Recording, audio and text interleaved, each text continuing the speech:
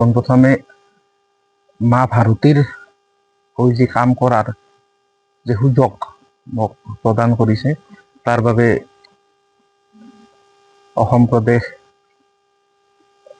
বিজেপিৰ সন্মানীয় সভাপতি মাননীয় শ্ৰীযুত দিলীপ শইকীয়াদেৱক মই ধন্যবাদ জ্ঞাপন কৰিছোঁ। মই ধন্যবাদ জ্ঞাপন কৰিছোঁ অসমৰ মাননীয় মুখ্যমন্ত্ৰী শ্ৰীযুত হিমন্ত বিশ্ব শৰ্মা ডাঙৰীয়াক। মই ধন্যবাদ জ্ঞাপন কৰিব লাগিব যুৱ মৰ্চাৰ ৰাজ্যিক সভাপতি ৰাকেশ দাস ডাঙৰীয়াক। ভাল, ঠিকে আছে। এতিয়া 26ত নিৰ্বাচন আহি আছে, বেছি দিন নাই।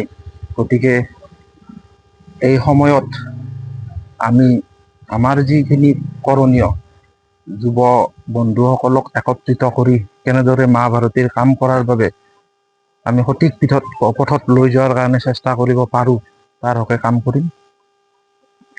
নাই চাওক, মই যোৱাটো বেলি নলবাৰী জিলা যুৱ মৰ্চাৰ উপ-সভাপতিৰ দায়িত্বত আছিলোঁ। এতিয়া দলে নেতৃত্বই নিশ্চয়কৈ মোৰ কামক অকণমান গুৰুত্ব দি আজি ৰাজ্যিকৰ সম্পাদক পদত নিযুক্তি দিছে।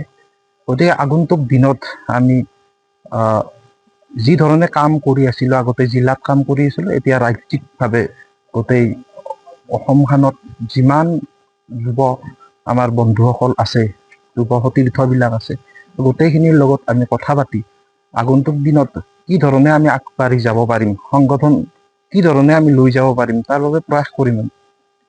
হয়, 26ত নিৰ্বাচন আহি আছে।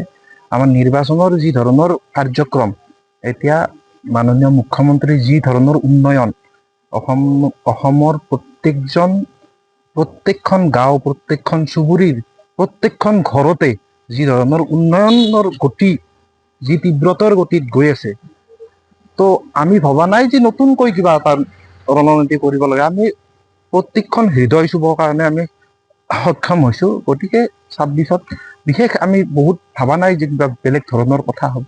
গতিকে ভাল হ'ব, ঠিক আছে। যিকোনো খবৰৰ বাবে যোগাযোগ কৰক 7099017330 লগতে 7099017110 নম্বৰত।